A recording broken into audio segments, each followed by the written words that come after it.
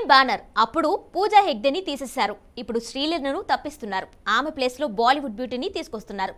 విజయ్ దేవరకొండ గౌతమ్ తిన్ననూరి కాంబోలో రాబోయే సినిమా గురించి ఈ న్యూస్ ఈ మధ్య తెగ వినిపిస్తుంది. స్పై యాక్షన్ థ్రిల్లర్ గా రాబోతున్న ఈ మూవీ నుండి శ్రీలీల తప్పుకుందా లేక తప్పించారా? ఇంతకీ రౌడీ స్టార్ తో రొమాన్స్ చేయబోయే ఆ బాలీవుడ్ హీరోయిన్ ఎవరు? ఇప్పుడు చూద్దాం.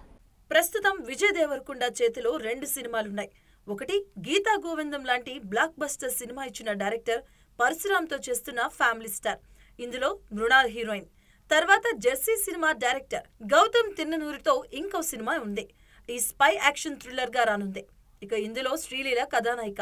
సితారా ఎంటర్టైన్మెంట్స్ నిర్మిస్తుంది. ఇక ఆల్రెడీ పూజా కార్యక్రమాలన్నీ చేసి కొంత షూటింగ్ కూడా చేశారు. అయితే ఈ సినిమా నుంచి శ్రీలీల తప్పుకుందని టాలీవుడ్ లో టాక్ వినిపిస్తుంది. ఇదే బ్యానర్ లో వచ్చిన గుంటూరు కారం నుండి పూజా హెగ్డేను తప్పించిన సంగతి తెలిసిందే. శ్రీలీల స్థానంలో బాలీవుడ్ బ్యూటీ తృప్తి ధృమిని తీసుకున్నారని వార్తలొస్తున్నాయి.